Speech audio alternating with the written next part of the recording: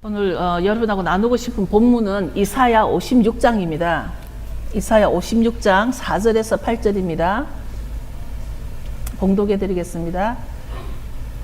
여호와께서 이같이 말씀하시기를 나의 안식일을 지키며 나를 기뻐하는 일을 선택하며 나의 언약을 굳게 잡는 고자들에게는 내가 내 집에서 내 성 안에서 자녀보다 나은 기념과 이름을 주며 영원한 이름을 주어 끊치지 않게 할 것이며 또 나 여호와에게 연합하여 섬기며 나 여호와의 이름을 사랑하며 나의 종이 되며 안식일을 지켜 더럽히지 아니하며 나의 언약을 굳게 지키는 이방인마다 내가 그를 나의 성산으로 인도하여 기도하는 내 집에서 그들을 기쁘게 할 것이며 그들의 번제와 희생은 나의 단에서 기꺼이 받게 되리니 이는 내 집은 만민의 기도하는 집이라 일컬음이 될 것이라.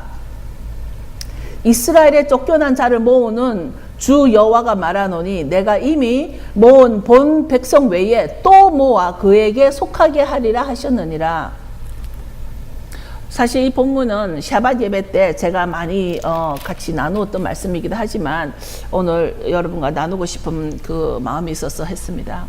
이제 아직은 좀 덥지만 긴 여름이 지나고 아이들 이제 방학이 다 끝나고 나니까 아주 샤밧 예배 때도 많은 사람들이 다시 돌아왔고 그래서 다시 뭔가 정상으로 돌아오는 그런 느낌입니다.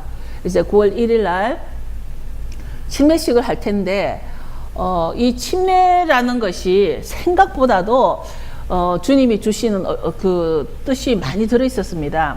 마가복음 16장 16절에 보면 믿고 침례를 받는 사람은 구원을 얻을 것이요 믿지 않는 사람은 정죄를 받으리라. 우리가 믿는다라는 것은 우리가 예수님을 믿습니다. 또 무엇을 믿습니다. 이렇게 믿습니다 할 때는 근데 우리가 여기서 믿는다라는 믿고 침례를 받는 사람 나오고 우리가 정말 예수님을 믿습니다. 그러면 무엇을 믿는다라고 생각을 할까요?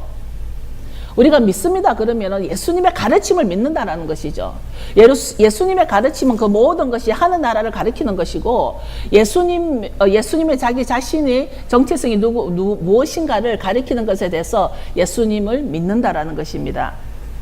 그런데 여기서 보면 또 누가복음에서는 뭐라고 되어 있냐면 7장 30절에 바리새인과 율법 교사들은 예수님의 침례를 받지 아니하므로 그들 자신을 위한 하나님의 뜻을 저버리느니라. 그러니까 침례는 지금 하나님 뜻이라는 것을 말해주고 있는 거예요. 여기 지금 오늘 성경 말씀을 다 훑어서 보면 이 침례는 정말 아버지 뜻이라는 거죠. 근데 제가 성경을 계속 읽어보면서 침례에는 두 가지가 있다라는 것을 제가 보고 아마 더 있을 수도 있지만 제가 본 것은 침례는 두 가지가 있구나. 그러니까 사도행전에 보니까 11장 16절에 보면 성령 침례가 있어요. 성령 침례. Holy Spirit baptize. 그리고 사도행전 13장 24절에 보니까 회개 침례가 있어요. 회개 침례. 그러니까 장로교에서는 세례라고 하지만 실제로는 이 단어는 이게 물속에 완전히 잠기는 거 침례가 맞는 단어죠. 그런데 이 침례가 성령 침례가 있고 회개 침례가 성경에 그대로 그 단어가 나오더라는 겁니다. 그래서 요한이 베푼 침례를 회개 침례라고 그러고 예수님이 베푼 침례를 성령 침례라 그럽니다. 그것은 사도행전 19장 4절에 나와 있는데요. 그 다음에 사도행전 2장 38절에 보니까 베드로가 이르되 너희가 회개하여 각각 예수님의 이름으로 침례를 받고 죄 사함을 받으라. 그리하면 성령의 선물을 받으리니. 오순절 사건이 일어나고 난 뒤에 이제 사도행전 2장에 보면 오순절 사건이 일어나고 난 뒤에 많은 사람들 각자 방언을 하고 자기 나라 외국에서 온 사람들이 그 나라 언어를 다 듣고 정말 그들이 술 취한 자와 같이 되고 나니까 이 사람들이 이제 거기에 모여 있는 많은 유대인들과 율법사들이 보고는 너무 이제 신기한 거죠. 그랬더니 이제 베드로에게 그런 부형들이요 우리는 이제 어찌할까 하고 이제 물었을 때 한 베드로의 설교가 바로 오늘 이 부분이죠. 바로 베드로의 설교가 그 유대인들에게 형제들이요 이제 너희들이 예수님의 이름으로 침례를 받고 왜 그러냐면은 그때 유대인들은 예수님을 인정을 하지 않았기 때문에 요한의 침례는 받았으나 예수님의 침례는 거부했다는 거예요. 그래서 그 하나님의 뜻을 버렸다라는 것이죠. 그러니까 베드로가 너가 예수님의 이름으로 침례를 받고, 그래서 저희도 이제 침례를 할 때는 꼭 예수님 이름으로 침례를 하게 되는 것이죠. 그래서 예수님 이름으로 침례를 받고 죄 사함을 받으라. 침례를 받고 죄 사함을 받으라. 즉 침례를 받아야만 죄 사함이 이루어진다라는 그 단계를 얘기를 하고 있는 것이죠. 그러면 너희가 성령을 선물을 받을 것이다.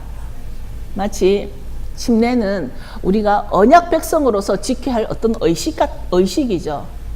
근데 의식들 가운데 우리가 너무 의식에 치중하다가 의식이 강해져 버리면 그것이 바로 율법주의가 되는 것이죠.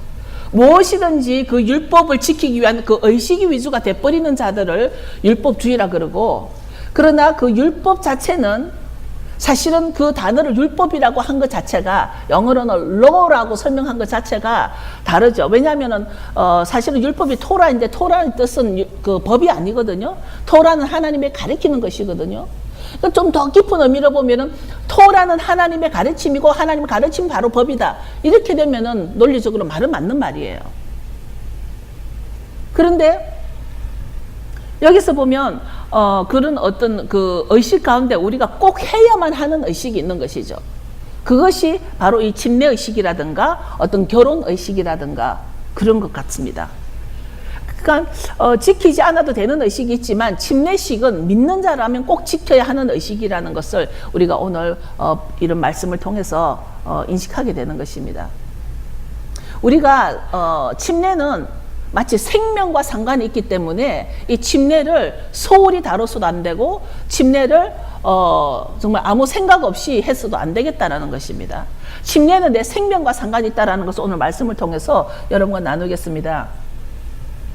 2장 39절에 보면 이 약속은 너희와 너희 자녀와 모든 먼데 사람 곧 우리 주 하나님이 얼마든지 부르시는 자들에게 하신 것이다.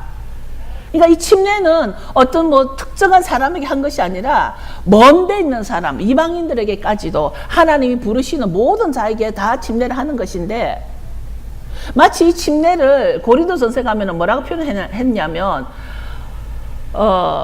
애굽에서 건너올 때 홍해를 지나온 것이 전부 다 그 침례를 행하게 된 것이다 라고 표현을 합니다. 그래서 침례는 하나님의 백성이라면, 하나님을 믿고 따라 나온 모든 하나님의 백성이라면 모두가 홍해 물가운데로 걸어갔듯이 하나님의 독생자 예수 그리스도를 믿는 자라면, 예수님을 믿는 자라면 예수 이름으로 침례를 받아야 아담의 후손으로 사는 것이 아니라, 그러니까 우리가 침례를 받기 전에는 아담의 후손으로 사는 거예요. 그런데 아담은 죽은 자란 말이에요. 영이 죽은 자란 말이에요. 근데 우리가 침례를 받는 것은 내가 아담의 후손에서 예수님의 후손으로 끊어버리는 거예요. 그러니까 왜 이 침례를 내가 생명과 연결시켰냐면, 우리가 침례를 받음으로써 아담은 죽은 자였고, 아담은 그 영이 죽은 자였는데, 그러면은 지금도 많은 사람들 가운데는 아담의 후손으로 살아가는 사람도 있고 예수님 후손으로 살아가는 사람이 있다라는 거죠. 이것은 우리의 생명과 상관이 있다라는 것입니다. 그래서 예수님의 자녀로 살아갈 수 있는 것인데, 그것이 로마서 6장에 보면, 로마서 6장 4절에 보면 우리가 그의 죽으심과 합하여 침례를 받음으로 그와 함께 장사되었나니, 우리가 물속에 완전히 들어갈 때는 주님이 십자가 못 박혀 돌아가신 것 같이 우리가 주님과 합하여서 우리가 물속에 들어가면서 우리가 주님과 함께 장사되었다라는 거예요. 그래서 우리가 물속에서 머무는 것이 아니라 다시 올라오기 때문에 우리가 물속에서 다시 올라오는 그 순간은 여기서 뭐라고 했냐면, 이는 아버지의 영광으로 말미암아 그리스도를 죽은 자 가운데서 살리심과 같이 우리도 또한 생명 가운데, 새 생명 가운데 우리를 살리는 것이라는 거예요. 사도 바울이 로마서에서 이렇게 그 침례는 우리를 살리는 거라고 설명을 하셨습니다. 침례를 받는 것은 마치 죄 지은 아담의 상태가 아니라 다시 우리를 살리기 위해서 다시 오신 예수님의 이름으로 침례를 받아서 우리를 새 생명 가운데 행하게 하려 하는 것을, 그 뜻이 침례 가운데 있기 때문에, 만약에 여러분 가운데 침례를 받지 않았다든가 이거는 누가 뭐 그 교회가 인정하고 인정 안 하고 그런 문제가 아니라 만약에 세례를 받은 분이라면 한번 물속에 잠겨서 정말 주님과 함께 장사되는 것이 필요하지 않을까.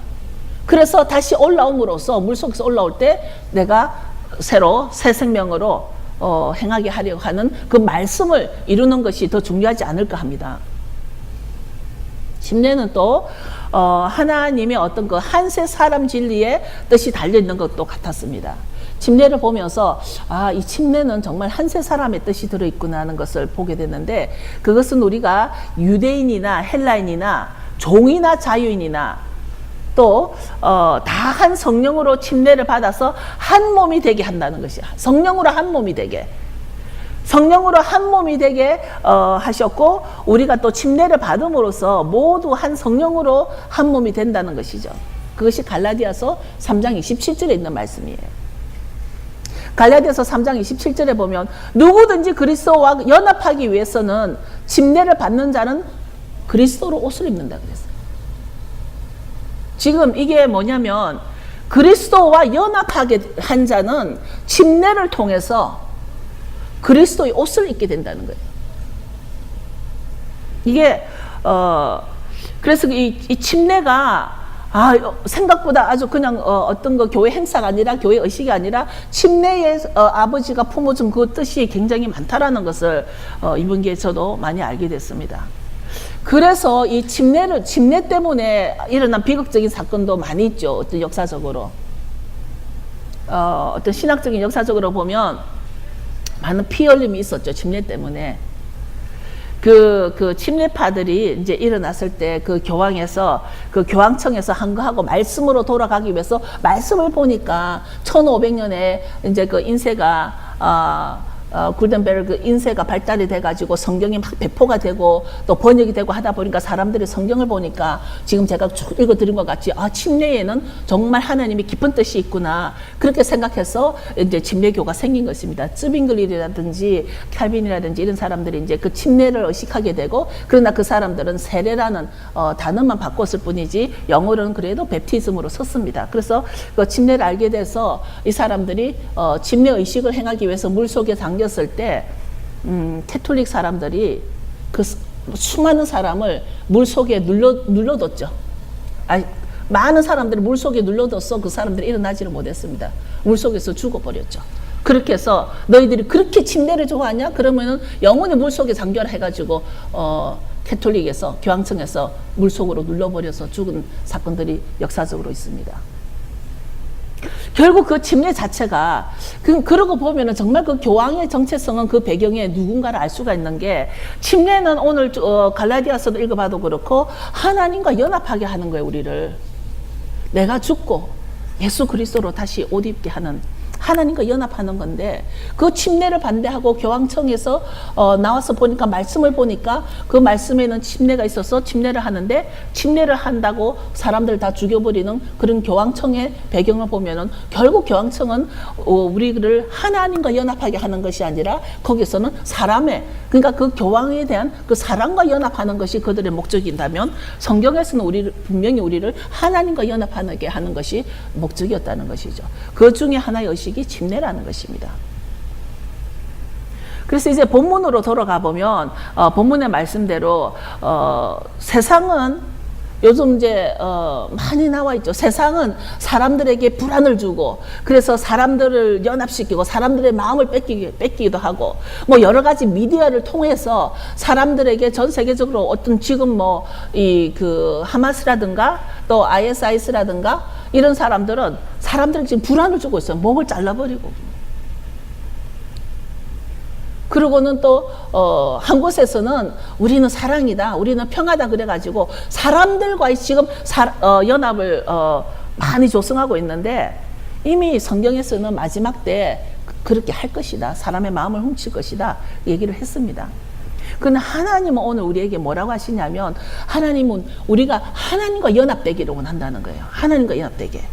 그래서 오늘 56장 6절에 제가 여러분과 나누고 싶었던 말씀은 이 한 절이었습니다. 이사야 56장 6절에 보면, 나 여호와에게 연합하여, 우리가 어떤 예배든지 어떤 찬양이든지 설교 자체도 그렇고 설교하는 자가 드러나려고 했으면은 연합이 안 되는 것이죠. 내가 드러나고 싶으니까. 찬양도 찬양하는 자가 자기의 그 어떤 그 목소리나 실력이나 이런 걸로 드러나게 한다면은 그거는 하나님과 연합이 아닌 것이죠.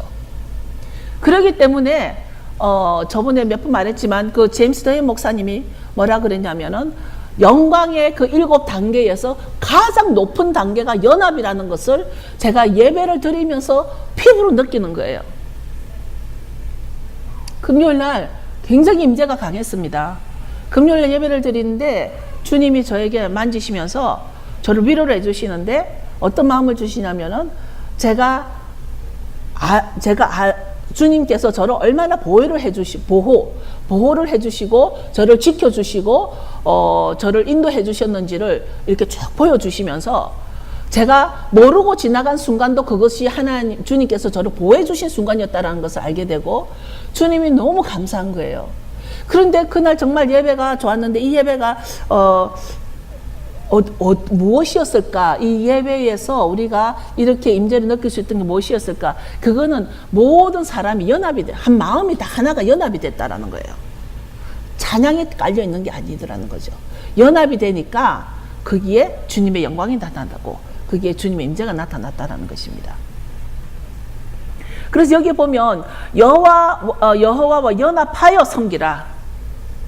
이제는 앞으로 누구든지 제가 아까 그 마리에게도 잠시 가서 마리를 기도해 주면서 오직 너 개인 사심을 버리고 하나님과 연합하는 마음으로 아이들을 예수님을 그대로 똑바로 가르쳐라.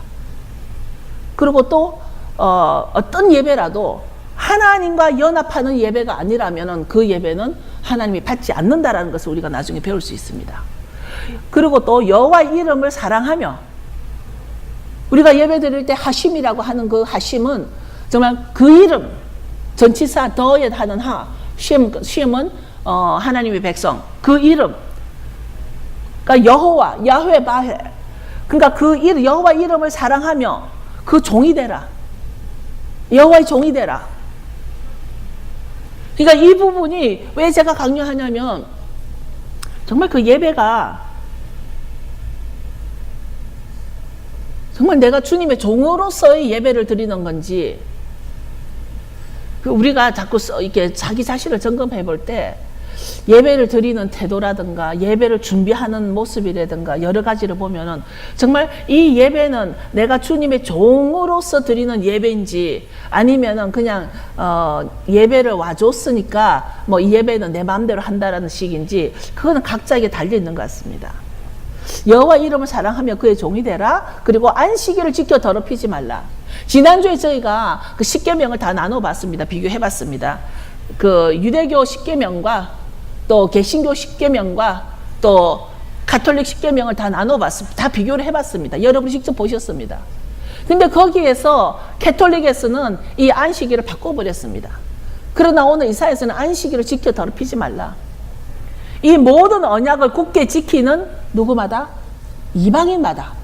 이 모든 언약을 굳게 지키는 이방인마다 나도 그들을 나의 성산으로 인도하고 기도하는 내 집에 그들을 기쁘게 할 것이라.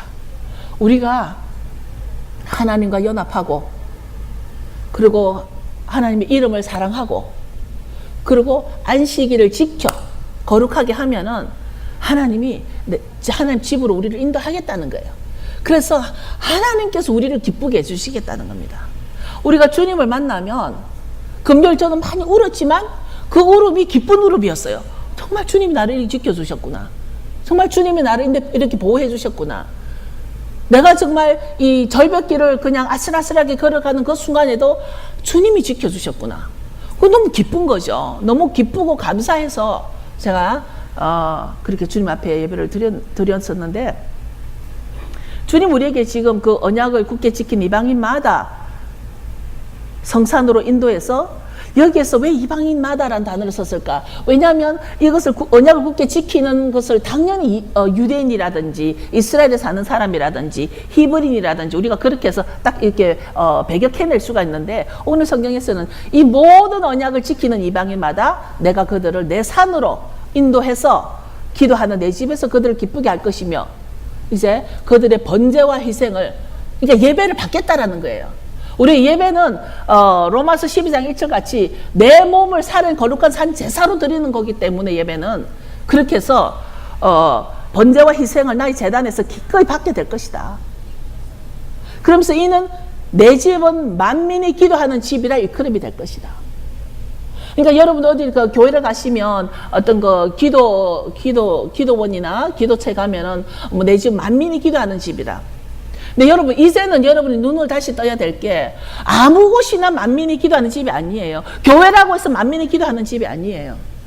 이제 똑바로 이제 여러분들이 보셔야 될 게 아무리 훌륭하게 크게 지은 기도원이라 하더라도 한국에 뭐 유명한 기도원이 저도 뭐 오살리 기도원에 가서 거기서 설교도 한 적이 있습니다. 그때 케네디 목사님하고 같이 가가지고 거기는 기도원이 아니라 엄청 어리하게 굉장히 크게 잘 지어놨더라고요. 오살리 기도원이. 그러나 여러분 오늘 이 성경에 이사야를 통해서 배운 바는 뭐냐면 내가 만약에 여호와 연합하지 아니하고 내가 만약에 여호와 이름을 사랑하지 아니하고 안식일을 지키지 않으면 그 집은 만민이 기도한 집이 아니에요. 무슨 말인지 아세요? 오늘 이 성경에서는 아무나 만민이 기도하는 집이 아니라는 거예요. 하나님의 언약을 지키지 아니하고서는 그 집은 만민이 기도하는 집이 아니라는 거예요. 우리가 기도를 하러 가면 기도하는 목적이 뭡니까? 기도하는 것 자체에 목적이 있는 거 아니지 않습니까? 기도를 함으로써 응답을 받기까지 응답을 받는 것이 기도의 목적이에요. 근데 그 응답을 누가 주냐고? 내가 기도를 하는 것은 기도의 대상은 분명히 하나님이고 그 응답은 하나님 나에게 준단 말이에요. 그래서 하나님 뭐라 그러시냐면 오늘 여기에 이 모든 언약을 굳게 지키는 이방인마다 내가 그들을 나의 성산으로 인도해서 기도하는 내 집에서 그들을 기쁘게 할 것이다. 내가 기도 응답 받을 때 기쁘지 않습니까? 지난주에 우리가 누구죠? 지난주에 여수아가 옷을 찢고 날이 저물도록 기도를 했더니 응답을 받았어요. 응답 받은 결과 그 문제가 해결이 됐습니다. 그래서 다시 아이성을 다시 정복할 수 있었어요. 그것이 기쁜 사건이지 않습니까? 그러니까 우리가 지금은 이제 어디를 가든지 간에 어떤 우리의 고정관념을 좀 변화시켜서 하나님이 원하시고 나는 하나님의 기쁨을 받으려면 그것은 내 기도 응답이 돼야 되겠고 그 기도 응답이 되려면 하나님께서 나를 기쁘게 해주시는 일을 해야겠는데 그것이 거꾸로 올라가면 지금 내가 여호와와 연합해야 되고 그 이름을 사랑하고 그 종이 되고 그 다음에 안식일을 지켜서 더럽히지 말고 할 때 그 언약을 지킬 때 기도 응답을 주겠다는 거예요. 나를 기쁘시게 해주겠다는 것은. 주님이 나를 뭐 기쁘게 한다는 게 뭘 기쁘게 해주겠습니까? 내가 정말 소원에 있고 내가 어떤 기적이 필요하고 한 그런 나의 소원과 나의 어떤 그 기적을 하나님께서 그 응답을 주시겠다는 거예요. 기도집에서 만민이 기도하는 집이라고 말씀하셨으니까 기도집에서 기쁘게는 뭐겠어요? 기도 응답이죠. 많은 사람들이 이나마 기도도 하지 않고 응답만 바라는 사람도 있겠지만 기도는 전혀 하지 않고 말씀도 전혀 보지 않고 그저 뭔가 뚝 떨어지지 않나 기도 응답만 그러니까 기도도 하지 않고 기도 응답만 기다리는 자들이 어느 날 있을 수도 있다라는 거예요. 정말 자기 자신을 여호사는 자기 옷을 찢었지만 우리는 내 가슴을 찢고 회개해야 될 사람들이 많은 거죠. 성경은 분명히 안식일 날 예배하라고 되어 있는데 그 대상이 오늘 이 본문의 말씀 보면 그 대상 유대인이 아니라는 거예요. 안식일을 예배하라 그러는데 그 대상이 유대인도 아니고 여호와께 연합한 이방인들, 만민들, 여호와와 연합한 모든 만민들이라는 거예요. 근데 어느 날 그 사오정 목사님들이 많이 계시는 것 같아요. 오늘 성경은 여기 분명히 뭐라고 하면 안식일을 거룩히 지켜라 그랬는데 설교를 할 때는 이 똑같은 본문을 가지고 주일을 거룩히 지켜라. 그래서 제가 그런 목사님들이 사오정인가? 한국에 하도 사오정 얘기가 많다 보니까 여기는 분명히 안식일을 했는데 어떻게 그걸 주일로 확 바꿔버리냐고. 주일 예배 드리는 거 전혀 잘못된 거 없죠. 월요일 예배 드리는 거 전혀 잘못된 거 없죠. 문제 있나요? 화요일날 예배 드리는 거, 수요 예배 드리는 거 아무 문제 없어요. 예배 드리는 거. 근데 하나님은 안식일 날 기억만 해라는 거예요. 다른 날 예배 드리지 말라는 말이 없어요. 제가 왜 이 말을 하냐면 사람들이 혼동 속에 있어요. 지금 이거를 조금 바로 잡아야 되겠다는 생각이 들었습니다. 우리는 지난주 이제 이 그 캐톨릭 그 십계명을 다 봤어도 여러분이 이제 아셨을 거예요. 이제 이 법과 때를 바꾸었던 그 배경을. 그런데 어떤 교회에서는 안식일은 지키는데 썬데이 예배를 드리면 이단이라 그래요. 그게 안식교예요. 그게 유대교예요.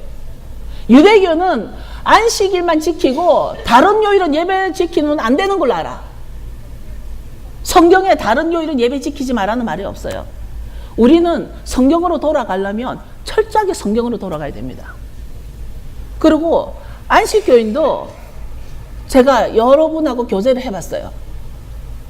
그랬더니 그들은 안식일을 지키는 것은 맞는데 썬데이 예배를 지키는 것은 이단이라는 거야. 태양의 날 숭배하기 때문에. 성경에서는 안식일을 지키는 것에 포커스이지 다른 요일을 예배하는 것이 이단이다, 잘못됐다라고 말한 것은 성경 아무 데도 없습니다. 우리는 내가 내 신앙 가운데 내가 누구와 연합이 되어 있는가. 제가 왜 이 말을 하냐면 많은 부분이 2000년 동안 많은 부분이 교회 안에 들어온 캐톨릭의 뿌리. 그것 때문에 아직도 성경에서는 분명히 안식이라고 말하는데 목사님들은 그것을 주일로 바꿔버려가지고 썬데이 예배도 괜찮아요. 월요일 예배도 괜찮고. 근데 또 많은 사람들이 캐톨릭이 구교라 그러는데 실제로 제가 그동안 메시아닉에서 배운 것을 정리를 좀 하자면 본래 기독교가 가장 먼저 나왔습니다. 기독교는 뭐냐면 예수님이 이 땅에서 12제자와 사역을 하실 때 다니시면서 예수님이 메시아인 것을 알고 따르던 그 12제자들과 함께 안식일 예배를 드리고 모든 절기를 지키고 또 안식일을 지키고 하늘나라를 전파하시고 그것을 따르던 그것이 회중적인 교회였어요. 그것을 우리는 메시아닉이라 불러요. 예수님이 메시아인 것을 깨달은 그 12제자들이 그리고 성경에서 보면은 예수님이 어떤 그 장님을 고치고 문둥병을 고치고 모든 치유가 언제 하셨냐면 안식일 예배 때 하셨어요. 성경에 보면 저녁이 될 때에 저녁 때에 치유를 하셨더라. 저녁 때에 고쳤더라. 그 저녁이 전부 다 금요일 저녁 안식일 예배 때 주님이 치유 사역을 하셨어요. 그러니까 우리가 그 저녁에 금요일 예배 때는 요즘은 아주 축사에 돼서 예수님도 안식일 날은 귀신을 쫓고 병든자를 고치고 또 하늘나라를 전파하시고 그 다음에 일요일 날은 공회에 들어가셔가지고 말씀을 가리키고 그렇게 따랐던 그 무리들이 메시아닉이란 말이에요. 예수님이 메시아인 것을 알고 따랐던 자들. 근데 이제 예수님 돌아가시고 승천하시고 사도 바울이 59년에서 61년 2년 그 사이에 로마로 가가지고 로마를 전도를 하려다가 나중에 66년도경에 사도 바울이 이제 참수를 당하게 되는데 역사적으로 어느 책에도 보면 베드로가 언제 로마로 갔는지는 안 나와 있습니다. 아시죠? 캐톨릭은 베드로가 첫 번째 교황인 거 아시죠? 베드로가. 그런데 그 베드로가 언제 로마에 갔는지는 알 수가 없습니다. 그런데 이미 우리는 예수님이 이 땅에서 사역을 하실 때로부터 시작하여서 교회라는 게 성립이 돼서 그때는 회중이었고 지금 우리가 교회라는 단어가 바뀌었는데 많은 그 캐톨릭 사람들은 뭐라고 생각하냐면 자기들이 오리지널 교회고 개신교들은 자기들을 반역하여 나온 사람들 신교라고 부르죠. 신교. 그러니까 우리가 왜 메시아닉이 중요하냐면 처음과 끝은 똑같습니다. 예수님이 메시아로 이 땅에 오셔가지고 제자들과 사역하셨던 그 시대를 우리는 메시아니라 그러고, 이제 앞으로 다시 오실 그 예수님의 길을 준비하는 것이 말씀이 회복이 돼야 되고, 모든 그 유대인들이 예수님을 메시아로 받아들여야 되는 그 사역이 바로 메시아닉인 거예요. 그 당시에 모든 정치적이고 경제적인 그 중심 지역이었던 로마에서 베드로를 초대 교황으로 생각하고 시작한 것이 캐톨릭인데, 이것은 아무래도 어떤 그 세상의 힘과 세상의 능력으로 시작한 캐톨릭이 자기들이 본래 교회라고 말을 하는 것은 역사적으로 확정된 잘못된 것이죠. 예수님 시대 때는 날마다 만나서 안식일을 지키고 구별하여서 예배를 드리고, 하나님이 명하여서 끝까지 지키라고 한 모든 절기들을 그때를 맞춰서 다 지키셨고, 우리가 그 유명한 그 12제자와 함께 최후의 만찬 그 그림까지도 사실은 최후의 만찬이 아니라 최후의 유월절이에요. 최후의 유월절이에요. 그 제목은 잘못된 거예요. 최후의 만찬이 아니에요. 최후의 유월절인 것이죠. 이것을 주님이 다시 오실 때까지 하라고 하셨고, 주님이 오시면 이제 왕으로 우리를 직접 통치하실 거기 때문에 우리가 주님 오실 때까지 주님이 하셨던 것을 그대로 우리가 지키고 행해야 할 것이 우리가 해야 할 일인데, 그 중간중간에 주님 돌아가시고 나니까 중간중간에 어떤 그 아주 강력한 힘을 가진 자들이 법을 마음대로 바꿔버리고 때를 마음대로 바꿔버린 것이 오늘날 교회 안에 들어와 있는, 슬며시 들어와 있는 캐톨릭의 뿌리죠. 캐톨릭은 다른 종교와는 다 잘 지냅니다. 그리고 다른 종교는 다 비슷합니다. 캐톨릭은 불교와도 비슷하고, 이슬람은 오히려 캐톨릭에서 나왔고, 다른 종교와는 다 그냥 사이가 좋은데, 왜 유독 이 기독교와는 비틀어지냐면, 하나님은 우리 보고 여호와와 연합하라 그러는데, 캐톨릭은 자꾸만 사람인 교황과 연합하게 만드는 거예요. 그렇기 때문에 사람의 마음을 훔치기 위해서 어느 나라를 가든지 아주 가난하고 연약한 자에게만 자기가 인자와 자비를 풀어주는 것이죠. 모든 평강과 모든 사랑은 하늘로부터 하나님으로부터 풀어지는 것이지, 사람은 온전한 평강을 줄 수 없습니다. 사람은 온전한 사랑을 줄 수 없습니다. 모든 사랑과 평화를 외치는 자는, 사람이 준다고 말하는 사랑과 평화는 거짓입니다. 하나님의 것을 지키지 않을 때 우리가 하다못해 지금 오늘 본문에 보면 우리는 쉽게 만민이 기도하는 집이라 하여 교회를 그렇게 부르지만, 안식일 지키지 아니하고 여호와와 연합하지 않고 여호와의 종이 되지 아니하면 기도 응답이 일어나지 않는 기도하는 집은 무슨 소용이 있겠습니까? 그것은 마치 팥 없는 팥빙수죠. 제가 팥빙수를 굉장히 좋아합니다. 팥 없는 팥빙수죠. 그렇지 않습니까? 아무리 기도를 하는데 전혀 그곳에는 기도 응답이 안 나온다, 안 받는다. 그럼 그것은 기도할 필요가 없는 것이죠. 오늘날 이 헬라 사상의 근본이 너무 많이 들어와 있다는 거예요. 근데 문제는 그것이 옳다라고, 그것이 진리라고 외쳐야 되는 사람들이 성경을 보면은 그것이 아닌 걸 아는데, 자기가 배우고 자기 속에 들어와 앉아 있는 것이 최고라고 생각하고 마치 성경을 읽어도 사오정같이 읽는다는 거예요. 안식하면은 입에서는 주일 이렇게 나오나 봐요. 그리고 일요일 날 예배 드리는 것은 초대 교회에서 날마다 드린 예배에서 전혀 어긋나지 않는다는 것을 기억하시고, 일요일 예배를 마치 우상 숭배하는 자들처럼 바라보는 그 유대인들도 잘못된 것이고, 정통 유대인들이라는 말이 정확하겠죠. 정통 유대인들. 또 안식 교인들, 마치 자기들이 정통 유대인들처럼. 하나님이 하신 언약은 반드시 성취가 될 것인데, 안식일을 지키는 자에게는 하나님 뭐라고 하셨습니까? 기도하는 내 집에서 그들을 기쁘게 할 것이며 그들을 예배를 받겠다. 예배 가운데 정말 주님의 오심을 만난 사람들이 여러 명이 그날 있었습니다. 저는 우리 교회가 이제 그 장소를 하나님 허락하시면 옮기겠지만, 어디로 옮겨지든지 또 아니면 여기를 있게 되든지 주님이 주신 대로 우리는 하겠지만, 하게 되면 더 많은 기도를 하되, 우리 교회는 정말 안식을 지키는 교회로서 우리가 기도를 할 때 하나님은 그 언약을 우리를 기쁘시게 한다고 하셨기 때문에 그 기쁨의 응답, 우리가 부르짖고 기도하는 그 모든 것이 응답이 되어서 각 가정에 필요하고 힘든 것을 주님이 모르겠습니까? 그런데 주님은 우리를 기쁘게 해주고 싶으신데 우리가 그 기쁨을 받을 일을 안 한다는 거죠. 문제는 우리가 성경적으로 다가가면 안식일 지키고 여호와와 연합할 때 내가 너의 기쁨을 준다, 응답을 줄 것이다. 그러면 이 집이 만민이 기도하는 집이 될 것이다. 그러다 보면 저희 교회도 정말 꽉 차서 많은 사람이 와서 정말 기도 응답이 일어나고 하나님의 임재가 드러나고 할 때 더 많은 사람들이 소문의 소문으로 할 때 정말 만민이 모여드는 그런 기도하는 집이 될 것을 믿습니다. 이제 이사야가 말하는 만민이 기도하는 집이 바로 원유맨이 될 것이고 예슈아 하우스가 될 것을 믿습니다.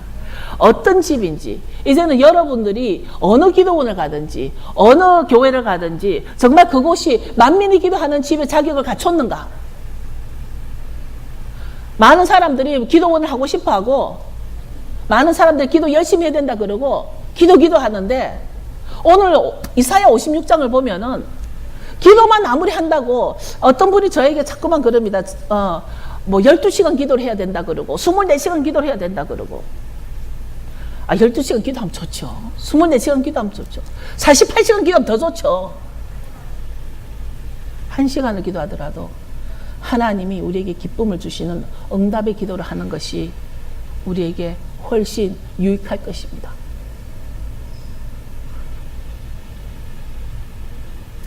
이제 여러분은 여러분 가정이 내 가정이 기도하는 집이라고 부름을 받고 싶으실 텐데 여러분들이 이 응답받는 하나님께서 친히 우리에게 기쁨을 주시는 그런 기도하는 집이 되고 안 되고는 누구에게 달렸냐면 가장에게 달렸습니다. 가장에게. 각 가정이 이 그 하나님의 언약을 붙잡을 때 그 가정에 하나님이 기쁨을 주시는 그런 언약이 올 것입니다. 여러분 다 일어서실까요? 여러분들이 오늘 하나님 우리에게 언약을 주신 것입니다.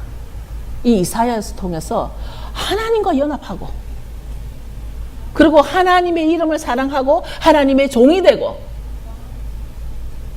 그리고 안식일을 지키는 자에게는 내가 너를 기쁘게 해주겠다.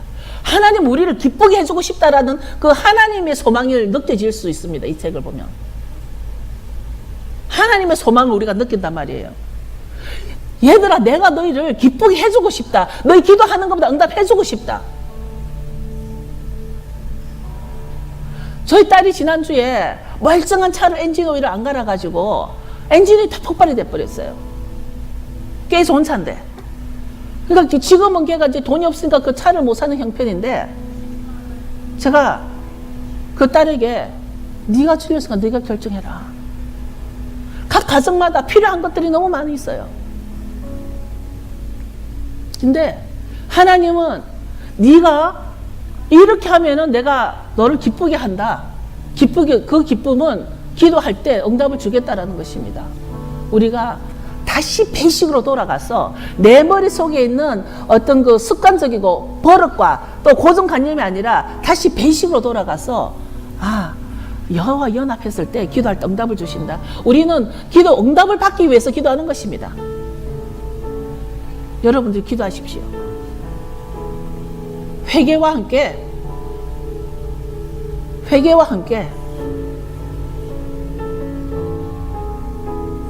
우리가 이제 곧 회개의 침례와 성령의 침례와 함께 회개를 위해서 기도하십시오. 하나님 우리를 기쁘게 해주시기를 기다리시는 이때에 우리가 왜 그 응답이 자기 자신을 돌아보면 응답은 하나님이 안 주시는 게 아니라 나에게 달려 있다는 것을 제가 오늘 배웠습니다. 본문을 통해서. 하나님 왜 응답 안 해주실까가 아니에요. 내가 왜 응답 못 받게 할까? 이걸로 우리는 돌아가야 된다는 거예요. 왜 응답을 못 받게 될까? 아무리 기도를 해도 왜 안 일어날까 이 일이?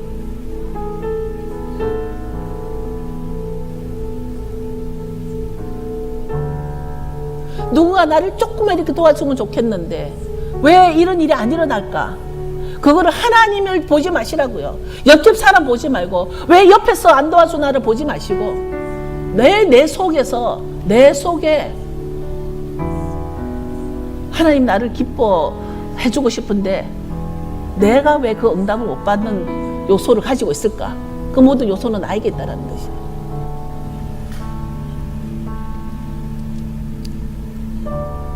여러분들 이 시간 오랫동안 기도해왔던 것들, 여러분들 가운데 정말 이 응답을, 이 기도를 들어주셨으면 하는 그 마음을 가지고 있는 기도 제목들 주님 앞에 다시 올리시고, 이 교회는 안식일을 지키고 여호와 연합된 교회입니다.